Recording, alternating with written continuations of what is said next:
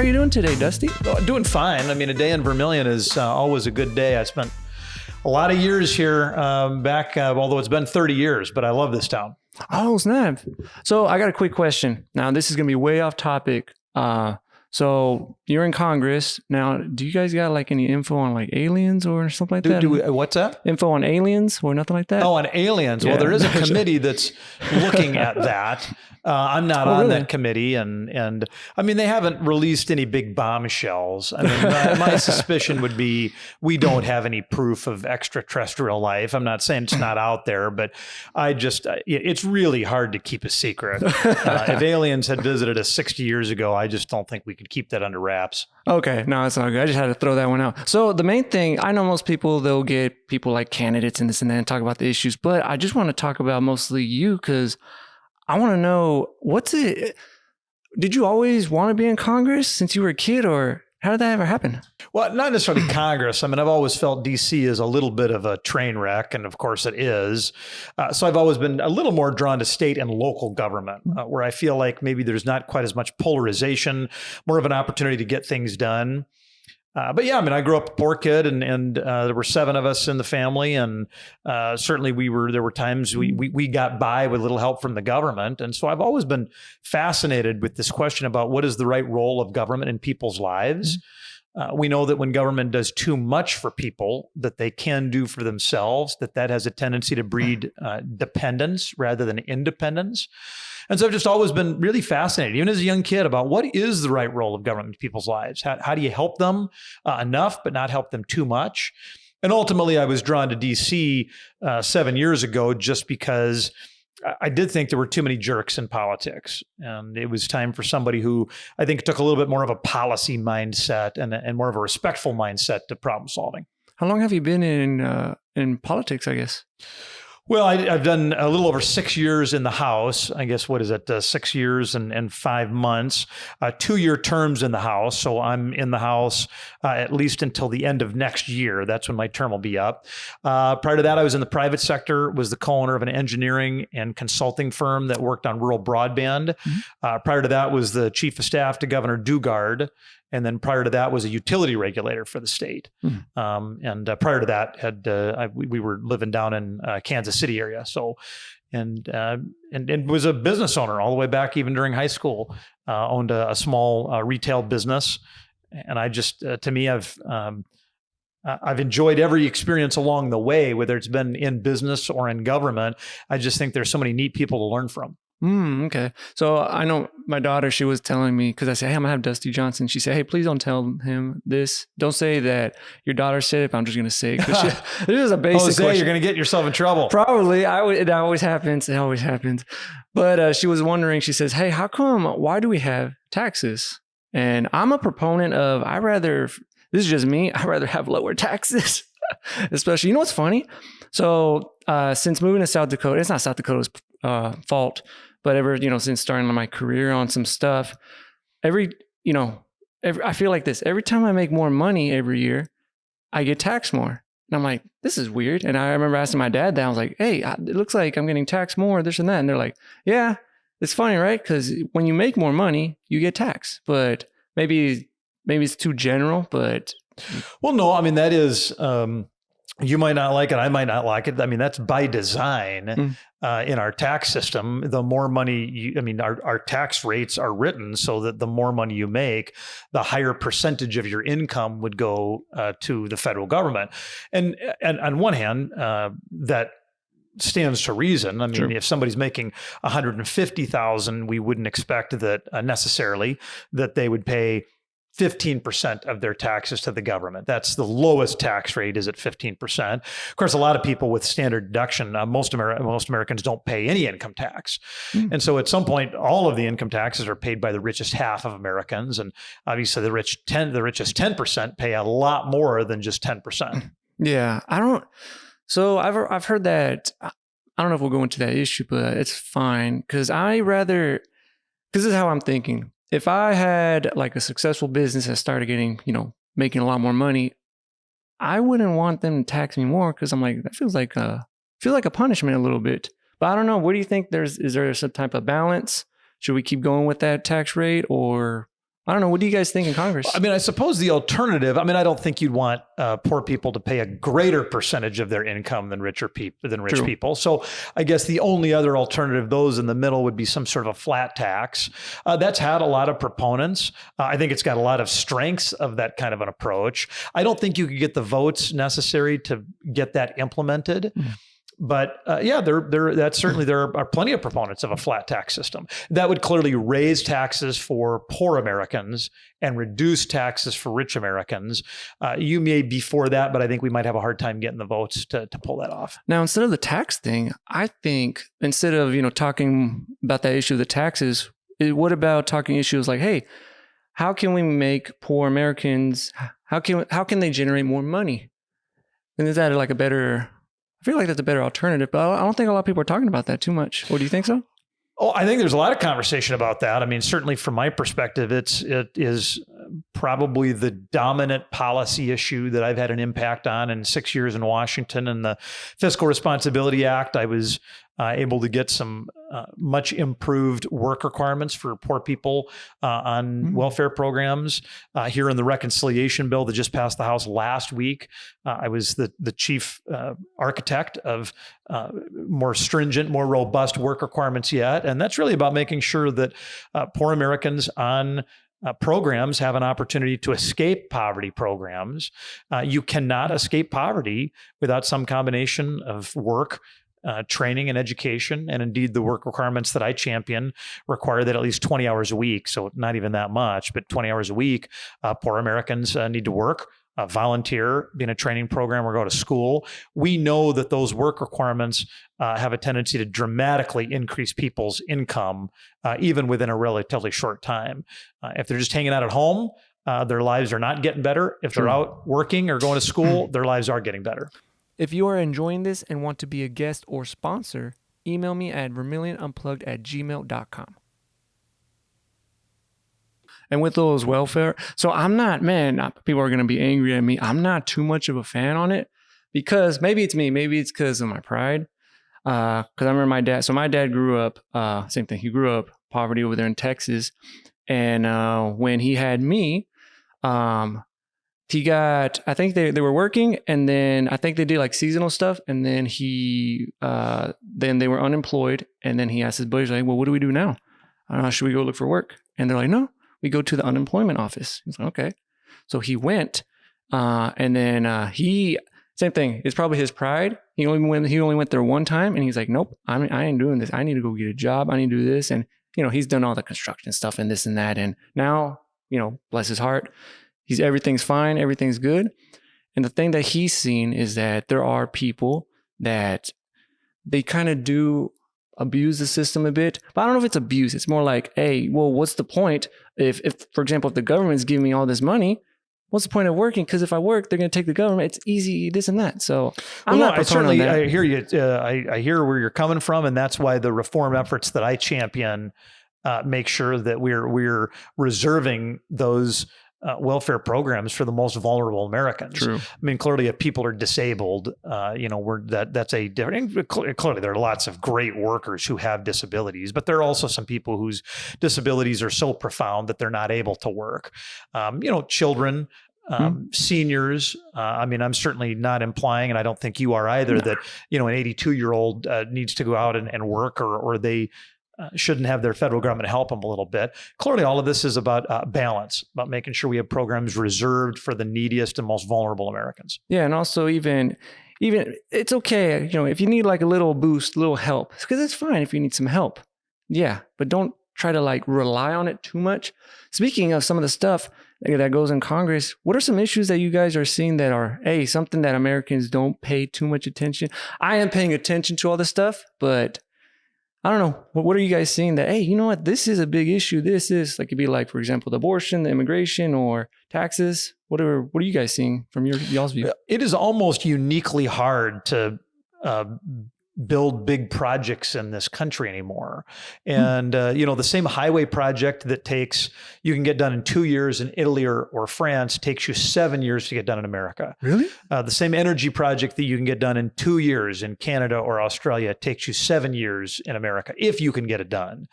We've just made it much, much harder. And I think really the history of America is the history of big dreams, big projects, big investments, whether it's the Missouri River dams or the Tennessee Valley Authority or the Eisenhower Interstate System or rural electrification or universal service. I mean, all of these things were massive undertakings. And I'm not sure I don't think you get the Missouri River dams done these days. I just think you'd be locked up in litigation for 20 years before you could ever think about turning a shovel of dirt. And there is a growing bipartisan sentiment in Washington that we cannot continue to build on American prosperity if we can't continue to be a home of large projects. Man, how come it's like that? I feel like it's also, I don't know if it's like a same thing. I don't know if it's a South Dakota thing or a city thing, because like here in Vermillion, I like the place. I've been living here since 2020. It's great. I like it. The same thing, there's not too many like job opportunities. One thing I've always wondered, because I work at the med school, you got all these super smart people and this and that, and all these students. I'm like, hey, what are you guys going to do? And they're like, well, we're going to leave. Leave where? Somewhere else. You guys want to stay? Yeah, but there's no jobs. And I was like wondering, how come someone hasn't like invested or like done like a medical laboratory or this and that for the med students or graduate students? How come there's no businesses for here? But I guess you might be right. Like not just South Dakota, but in other places, I guess it's hard. Well, it's certainly easier to build in South Dakota than it is most anywhere else in this country. Although I do think we have a strong and growing anti-development movement that I think they think South Dakota is just perfect the way it is, and they don't want anything to change.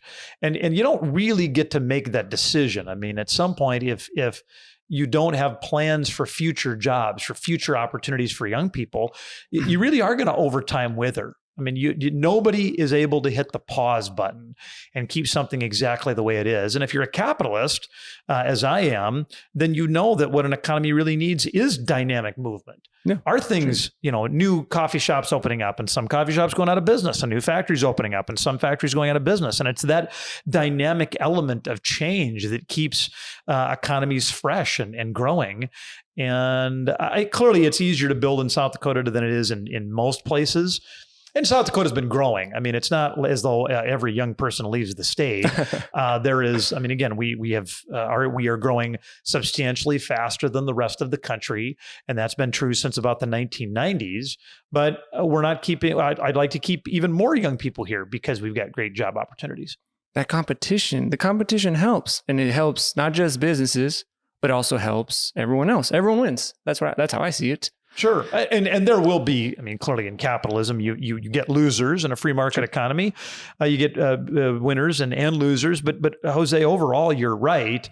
I mean, fundamentally, society wins when you have that kind of competition. Yeah, I agree on that. So, Dusty, what's a day like in Congress? I'm so fascinated. Like, I know you guys do a lot of stuff, but like, what's it like? What do you guys do? I think a typical week, I'd back up. If you're looking at a 4-week month, in general, 3 of my weeks are in DC. One of my weeks would be traveling across South Dakota, learning from people like I'm doing today. And I'm talking to Vermillion Rotary. I talked to, the chief of police. I talked to, some ag producers. I spoke at Girl State, which is at University of South Dakota. I'm doing podcasts with you.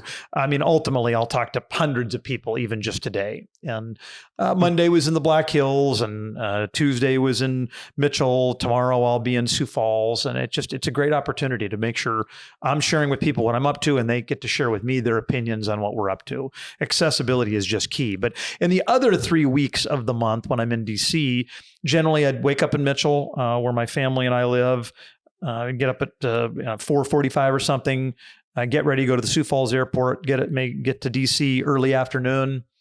I have meetings with my staff. I'm also a key lieutenant of Speaker Mike Johnson. So I'm part of a kitchen cabinet of his 10 or so of us that gather every Monday afternoon to meet him and kind of plan what the next week or month or quarter or year needs to look like for the House. We would start voting at 6:30 on Monday nights. and we would vote on things that we had been debating throughout the day. Then after votes are done, maybe about 7:30, I'm the chairman of a group of more traditional, like Reagan Republicans. There are 85 of us in the House, and we would have dinner every Monday night at 7:30 until about 9 or 10, where we would talk through what do we want to see the House working on. And then I would do some reading. I get about 5,000 letters and emails from South Dakotans every single month. So I try to keep on top of that correspondence and what kind of letters am I sending back to them. Tuesday and Wednesday are generally for committee activity. I'm on the Agriculture Committee, the Transportation Committee, and the Committee on the Select Committee on China. Tuesday and Wednesday afternoon, we'd be back on the House floor voting. Tuesday and Wednesday night, I'd be reading a lot of bills, writing a lot of bills, doing a lot of homework. Thursday morning, we would vote again on the House floor on things that we had been debating throughout the week. And then by the time I fly back Thursday night, Friday and Saturday would be doing things like this across the state. Sunday's reserved for church and family, and then do it all again the next week. Dang, you are busy. Oh, snap. Is there some stuff that you don't, I guess, like the job or like about the job, or people don't know about it? Because it seems like it seems cool. I think it's cool. It makes me want to run for Congress. Yeah, I mean, the thing people probably don't know is what a high caliber of individual is in the House. I was a little surprised by that. I thought everybody was just a bunch of bums. Congress has very low popularity in this country, but I mean, these are incredible inventors and incredibly successful nonprofit executives and 3-star generals. I mean, some of the most impressive Americans in the country are serving in the House. We also have some real numbskulls. It's the numbskulls that get all the attention, of course. And so if you're on the left, you really, really hate Marjorie Taylor Greene. If you're on the right, you really, really hate Alexandria Ocasio-Cortez. I would just submit that although people may know AOC and MTG, they probably can't name another 10 House members. Sure, maybe they know Nancy Pelosi. Maybe they know Mike Johnson. But hopefully they can understand that the 10 they do know are not at all representative of the 425 they don't know. And indeed, there are a lot of very impressive people serving in the House. The part I like least is just that we're in such a toxic, polarized era. There are a lot of haters out there. True. And actually, there aren't a lot. We have a small number of haters. Through social media, they can be very, very loud. And we really give them a disproportionate say in how our government functions. If the normies were, I think, a little louder, a little more engaged, I think we'd have a more respectful public square. Yeah, because I should thank you too for coming over here, because honestly, I thought no one would answer when I start talking to the president of USD or the mayor, this and that. Like, no one's going to talk to me. Especially when I said, oh, well, let me hit up Dusty, because I would talk to Sidney Davis and Chris Cass, and they're like, hey, you should talk to Dusty. I'm like, there's no way he'll talk to me. And yeah, I hit you up on Instagram and you came. And I was like, oh, snap, it worked. The only person is, I think it's John Thune. I emailed him. Because you read whatever people send you, you usually read the stuff, right? Well, I don't read it directly generally in most cases, because we get, 5,000 a month. So think about that. If that's 25 work days a month, I mean, that is 200 a day. Am I doing that math right? And yeah. So it is, that would take the whole day, and then and still we wouldn't get it all done. So no, we do have a team. We've got one person, Andrew, who's on our team, who kind of helps me sort through those mails and emails and make sure that I understand what people are writing in about, and get a sense of a good cross section of what do people care about. Do you go? What's the plan after this? Do you want to do anything else? Do you want to run for president, governor, or sit back? Well, I'm certainly never going to be president of the United States, and what a tough job that is, and that's certainly not where my passion lies. In general, I'm pretty irritated with politicians who want to be something rather than who want to do something. Yeah. I mean, for me, it really should never be about the title. It's about, what are you passionate about? What's the best venue to be able to go make a difference in that arena? I really do care about what role government has in people's lives. I really want us to have a government that is less prone to fiscal cliffs and dumpster fires and drama. I still imagine that, for quite a while, I'm going to want to be in the arena fighting every day to make South Dakota and our country better. But as far as exactly what path that takes, I mean, I'm getting a lot of encouragement to run for governor. That race would be next year, but I'm not making any announcement, at least not anytime in the next few weeks. Okay, no, that's cool. I think y'all's party with the Republicans, I think it's right now like advancing a lot because I think thanks to y'all, especially like some of the people like, for example, it could be Brett Cooper or actually Charlie Kirk. He's the one that actually kind of influenced me on the election because before I voted for Biden and then this time I voted for Trump. But like the stuff he says, and I've talked about it before, is very engaging, especially when he talks to students. And is that some stuff that you guys probably, I don't know, probably keep doing? Because that stuff is pretty cool. Yeah, I certainly try to, again, every week, particularly the weeks when I am in South Dakota the whole week, and we do a lot of public availability events, talk to a lot of groups, answer a lot of questions. I feel I've won an award for being the most accessible member of Congress. That was maybe 2 years ago. And we try to keep that tradition up. As far as like listening to folks like Charlie Kirk or other influencers, I mean, I know a little bit about their work, but I just don't have a lot of time to listen to podcasts and other long form. I mean, obviously you're doing a great service to society in giving them a long form mechanism where they can interact and learn more about what's going on in DC. Yeah, because I think the format that, well, I won't talk about too much about me, but like the format that I try to do, just for example, in Vermillion, I talk to a lot of people. And there's always this stuff like, well, you look at a person and they're like, well, this person does this or he does that. Nah. But then you get to sit down, talk with them. And you're like, oh, snap. Last week I talked with, it was the president of the College Democrats of South Dakota. Mm-hmm. Talked about politics. It was cool. I just talked with this person. And then, because you hear it all the time. They're like, oh, the country is divided, this and that. But I feel like when you sit down with someone from two opposite sides, I think you'll find a lot of similarities between two people. That's where I see it. Yeah, I think that's right. I mean, I'm sure if I was talking to any of the students in the College Democrats on campus, we could have a really productive and respectful conversation. Now, you go to their Twitter account, their account on X, and they're not. I mean, they are not the same people online as they are in person. And that's not unusual. I mean, that's not, I try to be the same person online as I am in person, but I get it. It is so much easier to be sharper and meaner online because you don't have that same human connection. Yeah, I think that's how it is. And I think a lot of people, you know what? I think people are a little nervous about talking about, well, two things, politics and religions. Mm-hmm. And I love talking about it, especially politics and religion. And you're a man of faith, right? Yeah. Oh, yeah, for sure. I would. Yeah, hugely important part for me and my family of just our day to day. So I thought this was years ago. I thought, I'll go a little personal. I thought religion I feel like it wasn't necessary. Now through these years, I go to this, I think it's Hillside Evangelical Church, I think, or CMA. And I've been learning a lot of stuff. It's cool. But do you think also how important is, it could be Christianity or actually just religion or being spiritual, whatever, is it for a person in the U.S.? I mean, I don't want to insinuate that somebody can't be a great leader if they're not a person of faith. I'm not saying that. I would say for me, my religious traditions are so important to making me a better leader. If you think the universe revolves around you, then I don't know that you've got the kind of servant leadership that makes for great leaders. And if almost every faith tradition obviously teaches us that we need to have as our core, as our foundation, something that is bigger than just ourselves. And for me, and by the way, I think that is also inherent in our state motto, under God, the people rule. Just that, the people are powerful, like the people rule.